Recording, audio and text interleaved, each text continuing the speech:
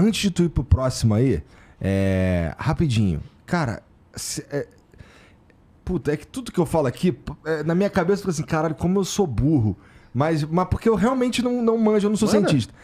Cara, a gente tem certeza que se a vida lá fora, ela é parecida com a nossa, com a vida da Terra, porque a gente tá procurando coisas baseadas em como a gente observa a vida da Terra, não é? Não dá para saber. Agora, isso aí a gente faz essa personificação, né? Então a gente acredita que o quê? Que primeiro, toda a vida é baseada no carbono. Por que é o tal do carbono, cara? E não é um outro elemento Y. Porque o carbono, ele é o elemento químico que consegue fazer maior número de ligações e com ele você construir cadeias de moléculas maiores e isso pode levar à vida. Só que tem outros elementos, por exemplo, silício. O silício, ele tem um comportamento parecido com o carbono. Tanto que existem grandes teorias aí da vida baseada no silício e não no carbono. E aí elas se comportariam de uma forma totalmente diferente, que pode mas passar que é vida. Despercebido. Porque não foi preparado para isso. Que pode ser vida também. Também. Né? Agora, com base na bioassinatura, com base no carbono, já encontraram algum indício de vida fora? Nada. Até hoje nada. Mas não tinha um papo que talvez em Marte pudesse ter existido, não sei o quê? Mas aí a gente tem que encontrar.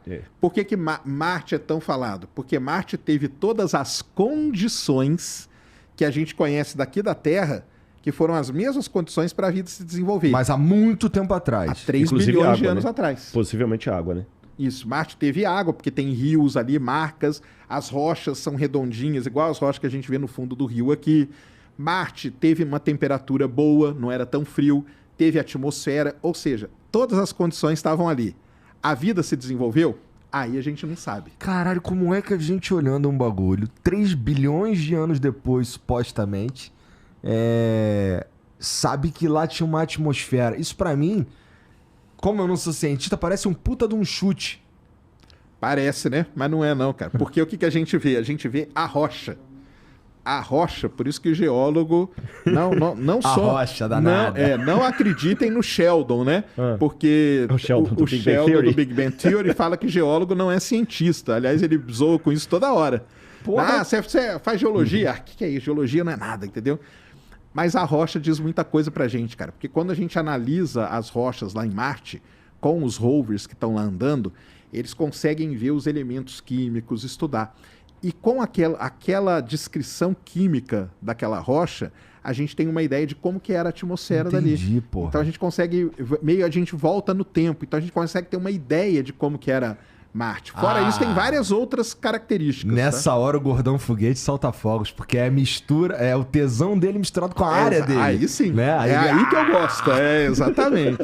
Só que mesmo. se houve vida em Marte, até agora não encontraram indícios dela. Esse que é o ponto. Não encontraram, nada. Nada de vida fora da... Não encontraram vida fora da Terra em momento algum.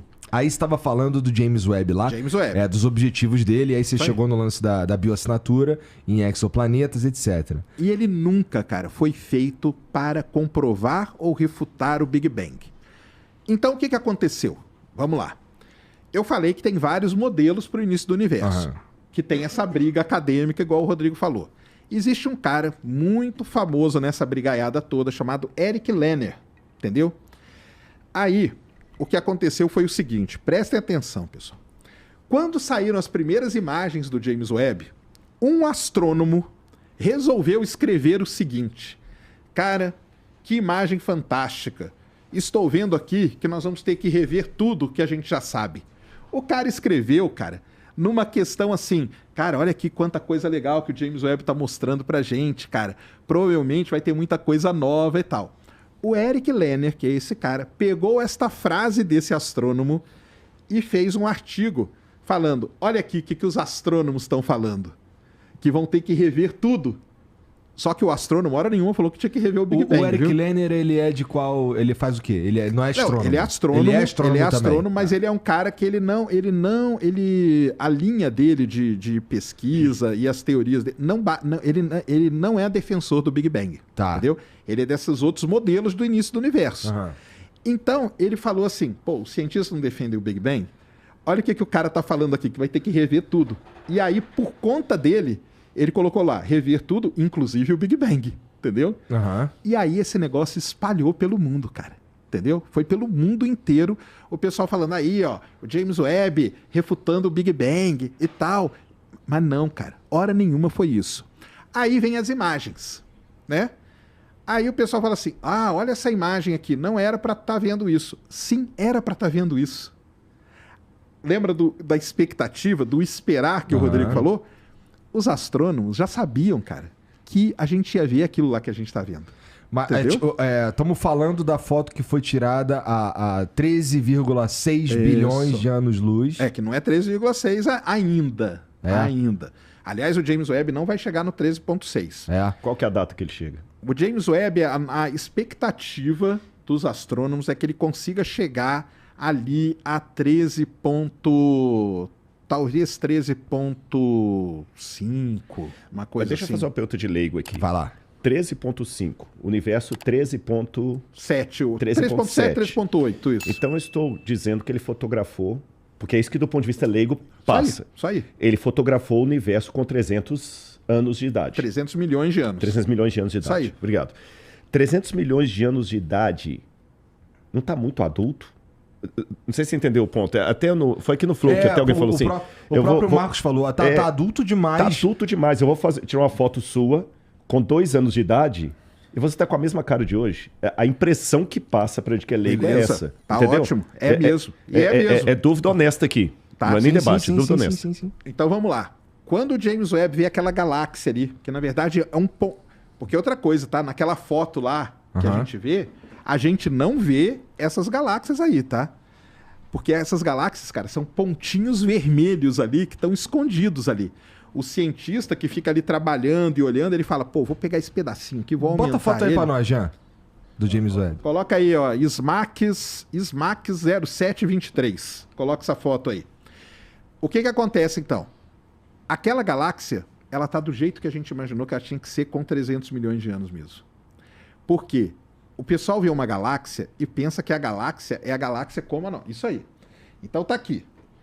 Tudo aqui, a maior parte das coisas são galáxias. Pontinho vermelho é galáxia. Por exemplo, tá vendo aquele pontinho vermelho lá no canto? Tem uma porrada ali, Sérgio. Então, mas ele é muito antigo. Mas aquele vermelhinho parece lá. um rabinho até aqui. Aquele rabinho ali. Peixinho. Muito vermelho mesmo. Muito vermelho é que tá muito longe. Quanto mais vermelho, mais longe tá. Então esses brancos aqui, tá tudo perto. Só que o astrônomo não quer nem saber, cara. Por quê? O que acontece nessa imagem? Vamos explicar ela também, que ela causa muita confusão. Caralho, tá. Vocês estão vendo que tem uns arcos aqui? Tá. Peguem em casa uma garrafa de vidro e apontem para a luz. Vocês vão ver que aqui no fundo vai fazer esses arcos igualzinho. Isso aqui é um aglomerado de galáxias. E esse efeito, quem que descobriu esse efeito? Albert Einstein. A gente chama de lente gravitacional.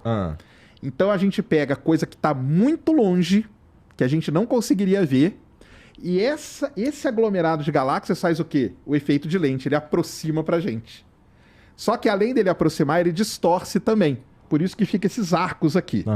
Só que essas aqui também tá tranquilo, cara. Elas não são tão longe. Agora, os mais vermelhinhos, por exemplo, aqui, ó, tem um pontinho bem vermelhinho. É esse cara aqui que os astrônomos vão atrás. Entendeu? Mas quando eles vão atrás disso e olham, aí você fala assim, mas a galáxia tá ali igual a Via Láctea? Não. Ela tá num estágio inicial de formação de galáxia. Ela só tem nessa galáxia aí hidrogênio e hélio. Ou seja, basicamente, cara, ela é uma galáxia. Hoje na nossa galáxia tem cálcio, carbono, enxofre, ouro, prata, tudo. Porque as coisas foram se combinando. Foram se combinando, a galáxia foi evoluindo com o tempo, colidindo e tal. Essas aí não. Essas aí elas têm praticamente só hidrogênio e hélio. E elas estão formando muita estrela, elas estão em muita atividade. E é igual uma criança. Quando você tem um bebezinho, o bebezinho tá todo ativo e tal, e não dorme, e não sei o quê. É a mesma coisa o universo. Aí a pessoa vai crescendo, não vai ficando mais calma? Vai ficando mais calma. Aí fica adulto, fica mais calmo. É a nossa galáxia. A Via Láctea hoje ela é uma galáxia adulta. Ela tá calma, ela forma bem pouquinho estrela e tal. Essas aqui não. Elas estão em muita atividade. Então, ela tá de acordo. Isso é que é legal do James Webb, cara. Ele tá mostrando exatamente o que foi teorizado. Mas o ponto que eu vi alguns colocando é que o problema não é que a galáxia é a quantidade de galáxias num lugar que deveria estar vazio. Não deveria também. A gente sabe porque é o início do universo. Imagina, vamos pegar a teoria do Big Bang. Não tava olha só como ele comprova o Big Bang, se você pensar desse jeito. Não estava tudo ali e expandiu? E nós estamos olhando 300 milhões de anos só depois que ele se formou? Ou seja, tem que estar cheio mesmo. Tem que estar cheio de coisas se formando. E é isso que ele está conseguindo mostrar pra gente, cara. Bom, é que assim, ó, eu ouvi que isso aí não deveria estar vermelho, porque vermelho indicaria algo que já existe Muito há mais pelo tempo. contrário. Não. Só tá vermelho porque tá longe pra caralho. É isso aí. Tá. E aí tem uma outra coisa, tá? Uma coisa é a imagem, tá? Isso aqui, a primeira coisa que o James Webb faz é a imagem. Você pega a imagem e você fala, pô, aquela galáxia é antiga, aquela é antiga. Só que uma galáxia ela pode ser vermelha por outro motivo. Ela pode ter muita poeira. Aí a gente parte para a segunda coisa do James Webb, que é muito importante, que é o espectro. O espectro, que é o desvio, lembra lá que eu falei? É o desvio. Aí ele vai algumas... Aí eu fiz até um vídeo no meu canal que chama As Galáxias Impostoras do James Webb. Porque tem muitas dessas vermelhas que elas não estão distantes. Mas elas estão com muita poeira. Estão e a poeira, com a cor vermelha. E aí deixa ela avermelhada. Então várias dessas já foram tiradas da lista, mas 4 delas... Vai no site do James Webb, o Janzão, pra mim, cara.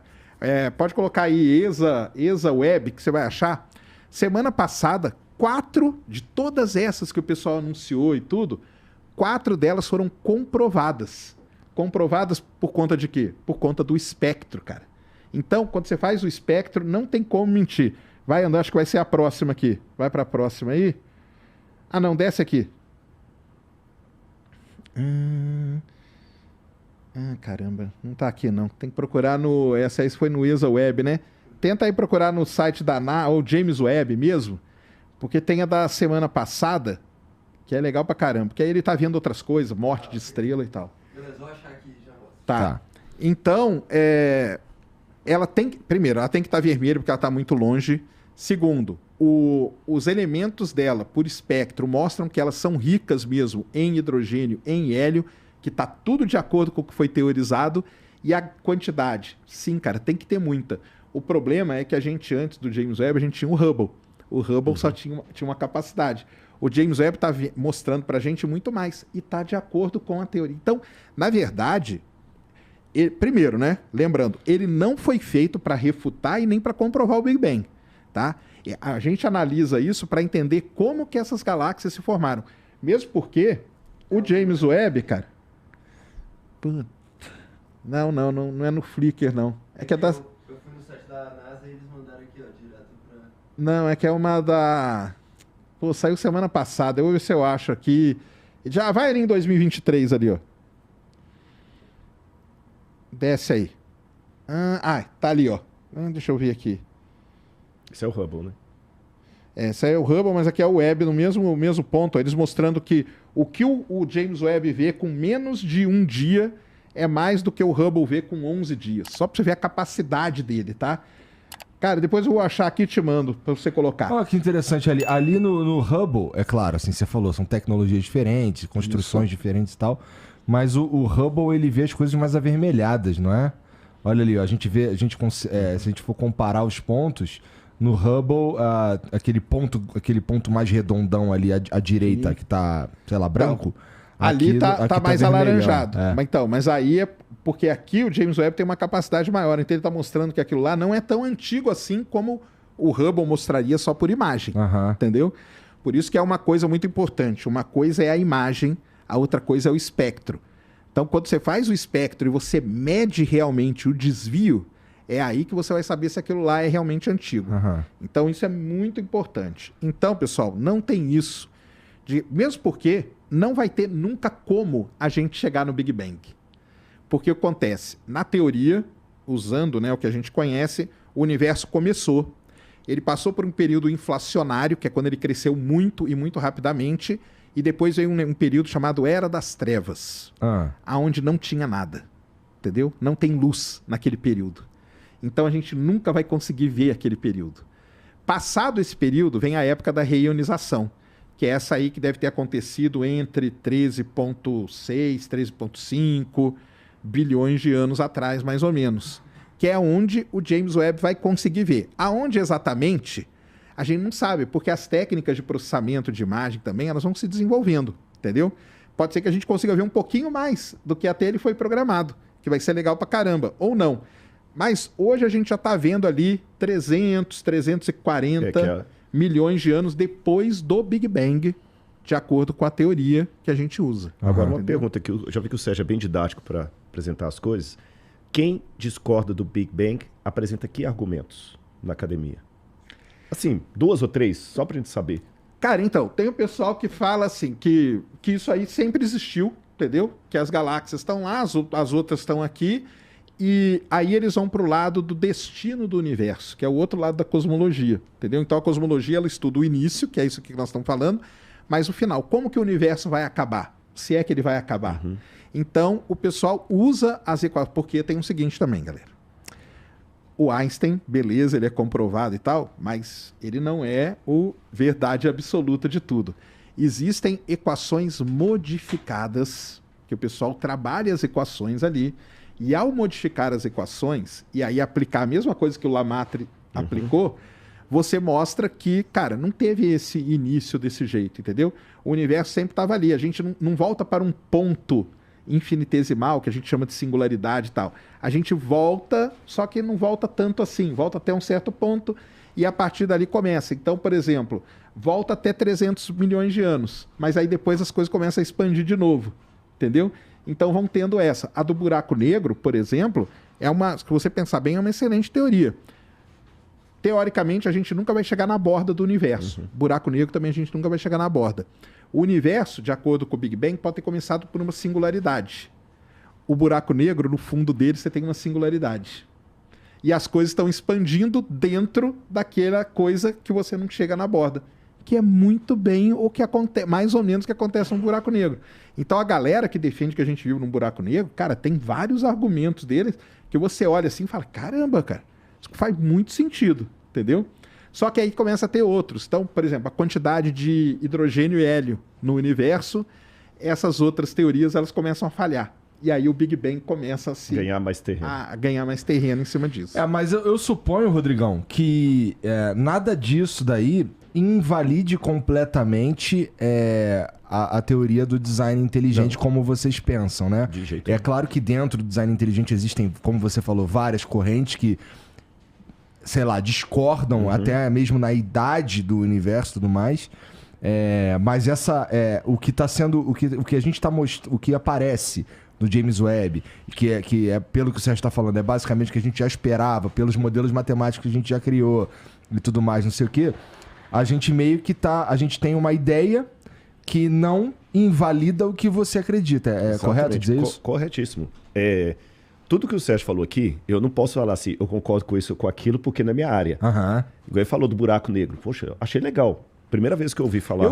Pessoalmente, eu gosto mais da simulação. Simulação também tem. Mas se tiver um cara defensor da teoria do buraco negro aqui, detonando com o Big Bang, eu não teria contra-argumentos para poder debater com o cara. Do ponto de vista teológico, nada disso invalida a minha fé. Nada disso é contra o texto bíblico.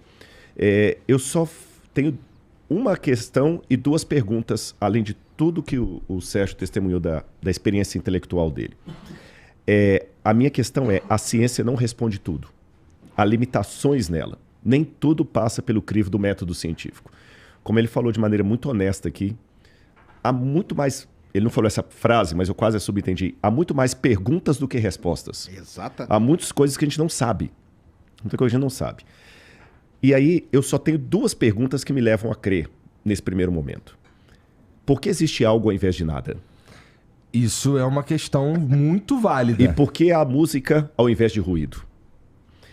Se eu tirar Deus dessa equação, estou colocando equação entre aspas aqui, apenas como figura de linguagem. Se eu tirar Deus dessa equação, é muito complicado, mesmo pela análise observacional que eu tenho. Porque ex nihilo nihil fit, do nada nada se produz. Eu só posso dispensar Deus desse cenário se eu trabalhar com dois modelos que, para mim, Rodrigo, eles não fazem muito sentido. Ou do universo eterno, onde o próprio universo seria Deus.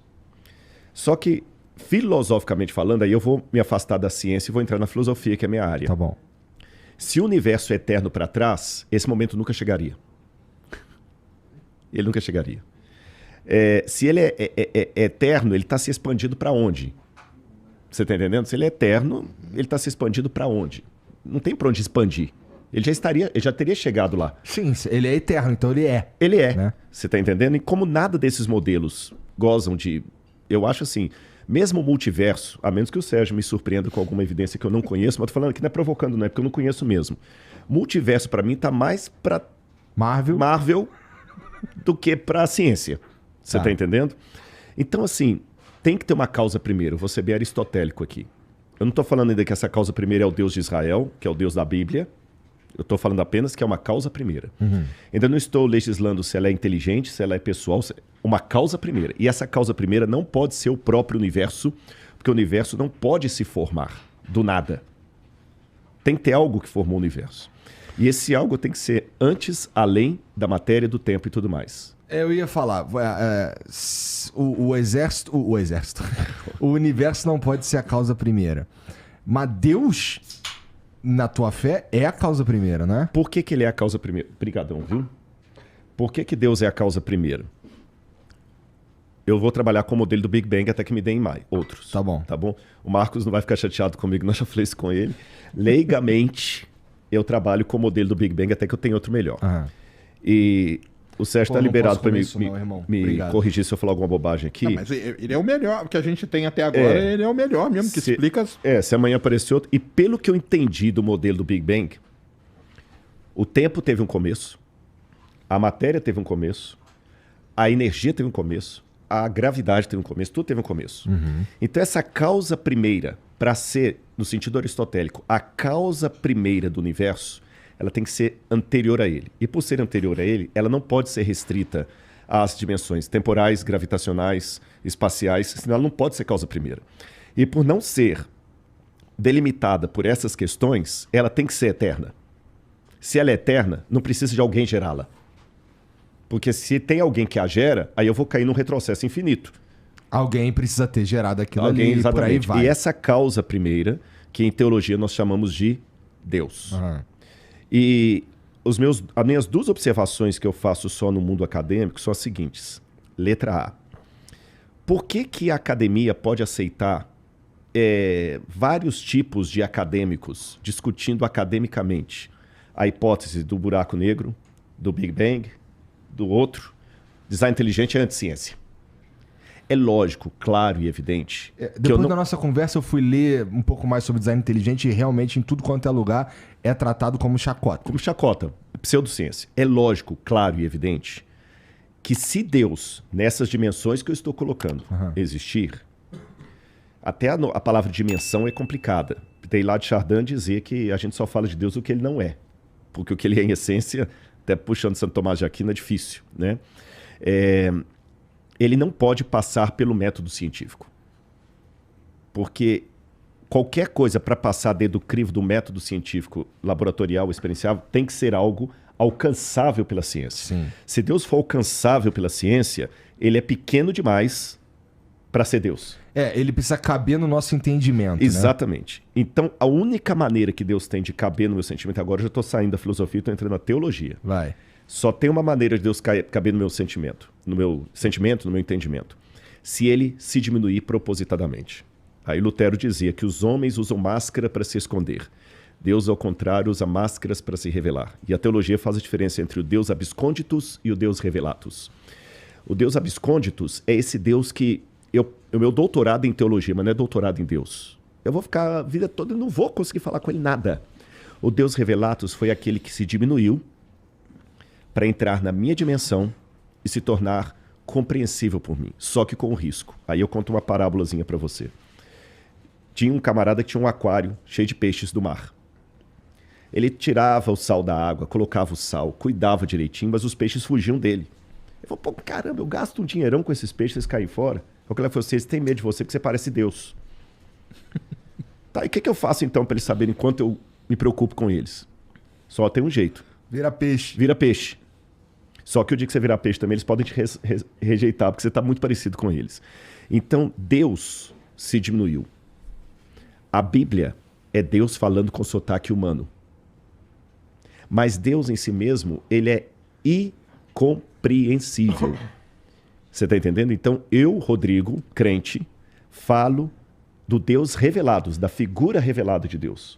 Porque o Deus abscônditus, eu só posso dizer, ele existe, ponto. E até a palavra ele existe, ela também não procede, porque existere, em latim, é algo que foi tirado de algo. Então seria mais correto falar Deus é. Eu não aceito dizer que ele é o universo, por isso que eu não vou no Deus de Baruch Spinoza, porque eu caio no panteísmo. Uhum. E o panteísmo é complicado, porque... vou lembrar um filósofo aqui que fala que é o sentido de um sistema delimitado, fechado, embora o universo é fechado, não é fechado, eu sei que tem essa discussão, tem que estar fora desse sistema. Por exemplo, um livro de física. O sentido do livro de física não está no livro de física, está no que acontece fora do livro de física. Todo o sentido de algo delimitado tem que estar fora dele. Isso vale para 100% do que você conhece. Se o universo tem sentido, esse significado tem que estar fora dele. Para estar fora do universo, eu só tenho duas explicações. Ou existe algo acima do universo, ou o universo não tem sentido. Agora, esse algo acima do universo, que na minha opinião existe, ele não pode ser delimitado por tempo, espaço, etc. Daí que eu vou para um outro capítulo para falar, tá bom, eu até admito a existência da causa primeira desse ser, mas como é que você pode falar que essa causa primeira é o Deus da Bíblia, e não o Deus do Tao Te Ching, e não o Deus do Bhagavad Gita? Aí já seria um outro capítulo, mas num primeiro momento é só isso, porque na academia eu não vou levar laboratorialmente a prova de que... Porque mesmo nas outras áreas, como é que eu vou provar laboratorialmente que Jesus morreu crucificado? Eu vou usar outros métodos, mas eu gostaria que a academia desse espaço também para o design inteligente, sem pejorar, sem falar que é pseudociência, que é não sei o que e tudo mais e tal. Por quê? Porque aquele negócio, se um professor em sala de aula, repito, não estou puxando saco não, mas o Sérgio explica muito bem, eu gostei da didática dele. Mas se ele chegar na sala de aula e só ensinar para os alunos o modelo do Big Bang e não falar nada do buraco negro, com todo respeito, vai ser um péssimo professor. Porque você não expôs os alunos aos demais modelos que você sabe que existem, que há argumentações, e o aluno saiu da sala. Não, mas o professor Sérgio falou que é o Big Bang. Não, mas tem o buraco negro. Isso é pseudociência. Por quê? Não, porque o professor Sérgio falou em sala que só tem o Big Bang. A universidade deve ser um lugar para pluralidade de ideias. Eu, quando eu ensino em sala de aula, eu ponho os meus alunos para ler Nietzsche. E eu coloco o que eu concordo de Nietzsche e o que eu discordo. E deixo para o aluno tomar decisão. Em sala de aula, os alunos não estudam só a Bíblia, os que são meus alunos. Alguns deles podem botar aí. Eu ponho para ler Nietzsche, Sartre. Eu me posiciono diante de Nietzsche e diante de Sartre. Você está entendendo? Mas eu não fecho só em Bíblia. Agora, se eu tenho essa pluralidade, as escolas adventistas ensinam o modelo criacionista, design inteligente e evolucionista. Tanto é que ela aprova para o vestibular. E o aluno não vai para o vestibular respondendo Bíblia. Verdade. Só isso que eu queria. Que na academia, o pessoal do design inteligente, que são acadêmicos com mestrado e doutorado, fossem respeitados e ouvidos. Pronto. Assim como se tivesse um cara defendendo o modelo do buraco negro aqui, o Sérgio. Pô, beleza, faz sentido, mas eu não concordo. Só isso. Uhum. E do lado dos crentes, para não ficar parecendo que a gente está jogando pedra só do outro lado, que também não houvesse aquela queima na fogueira. Você está entendendo? Que todo ateu é perigoso, é vagabundo, não sei o quê, e tudo e tal. Eu acho isso muito, muito complicado, sabe? Julgar as pessoas pela crença ou pela descrença delas. Porque se Jesus estivesse sentado aqui, no meu lugar... Imagina eu trocar uma ideia com Jesus. Não, eu me faço a pergunta. Se Jesus estivesse aqui, sentado no meu lugar, sabendo que o Sérgio não acredita nele, como Jesus se reportaria ao Sérgio? E eu, Sérgio, eu procuro, dentro da minha fé, imitar o modelo de Jesus. Consigo sempre? Não vou mentir para você. Não consigo. Mas é o modelo que eu quero. E se os crentes imitassem mais Jesus, eu acho que a coisa ficaria melhor. É só isso o ponto. Sem nenhuma Sérgio, deixa eu te fazer nessa linha aí dele, talvez salte. É porque assim, a gente tem o que o pessoal chama, né? E a gente de pseudociência, né? Por exemplo, eu fui ufólogo durante um bom tempo, muito amigo do Gevaerd, já falei, e tudo mais. E a ufologia ela é considerada uma pseudociência. Pseudociência no sentido do quê? De que ela não passa, que igual o Rodrigo falou, pelo método científico, entendeu? Porque pra gente, a ciência, ela é um conjunto de conhecimentos, mas ela é guiada pelo método científico. Ela começa com uma pergunta, aí você bola as hipóteses, aí você faz um experimento, aí aquele experimento pode ou não comprovar as hipóteses, aí você tem que criar outras hipóteses e tudo mais. E tem o lance também de ser repetido. Por isso que hoje, nos artigos científicos, o pessoal coloca os dados lá. Os dados têm que estar lá. Se você não colocar os seus dados no artigo, seu artigo nem é lido. Por quê? Porque eles vão pegar aqueles dados, vão dar para 5, 6 pessoas diferentes espalhadas pelo mundo para tentar reproduzir aquilo que você fez. Se tem reprodutividade, aí você está ali dentro daquele escopo. O design inteligente ele entra nesse lance aí dele não se encaixar no método científico e por isso ele entra como pseudociência e tudo mais. Concordo com você dos dois lados, né? Tem esse lance de atacam muito as pessoas, tem um ataque muito pessoal e não nas ideias. Isso aí acaba com qualquer discussão, entendeu? Isso aí eu concordo plenamente, torna cara. o diálogo inviável. Inviável, cara, inviável, entendeu? Então, assim... Mas eu acho que o Mackenzie tem a parte de design inteligente, se não me engano, né? Mas o Mackenzie é confessional. É. As escolas adventistas também têm. Tem, né? Então, eu queria isso dentro da USP, da Unicamp. Sim. Olha, eu falei aquele dia aqui, eu fui proibido de falar no Point of Science porque sou religioso. Mas os caras tinham um negócio de destilação da cachaça. É isso aí que eu acho que tem que abrir mais a questão. Essa discriminação, assim, só porque é religioso, não falar, então, isso aí pra mim tá totalmente errado, cara. Entendeu? Na Unicamp isso também. Eu falo mesmo. E aconteceu com um conhecido meu. Primeira mão que eu falo isso aqui. Ele já até faleceu já. O Dr. Arraes. Ele fez o doutorado dele em biologia na Unicamp. Isso está documentado. Ele é criacionista, que faleceu. O doutorado dele não tinha nada a ver com criacionismo. Porque ele também não vai mexer no vespeiro. E também não é coisa que... Nem teólogo fala que criacionista é passar pelo método científico. Eu vou no laboratório... Aqui, ó. Deus existe, Sérgio. Olha aqui, agora você não tem mais como ser ateu. Olha que não existe isso. Porque o dia que Deus passar pelo método científico, ele deixou de ser Deus. Ele virou matéria, né? Deus é axioma. Deus não é teorema, né? Então, o que acontece?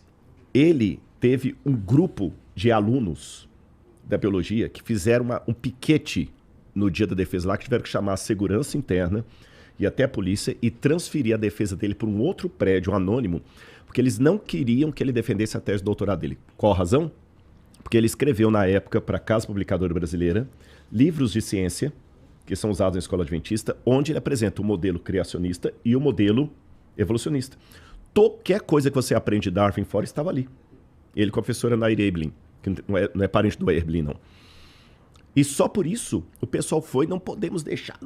Gente, desculpa, isso é caça às bruxas. Aí, para mim, deixou de ser ciência para se tornar uma religião científica. Mas aí também entra um negócio, cara, que é assim, né? Eu já falei, né? Tô afastando aqui só para não ouvir mais mastigando. Já falei em vários lugares, né, cara? O pessoal acha que a universidade é um lugar... né? Não é essa coisa toda, galera, entendeu? Dentro da universidade você tem briga dentro do departamento, tem...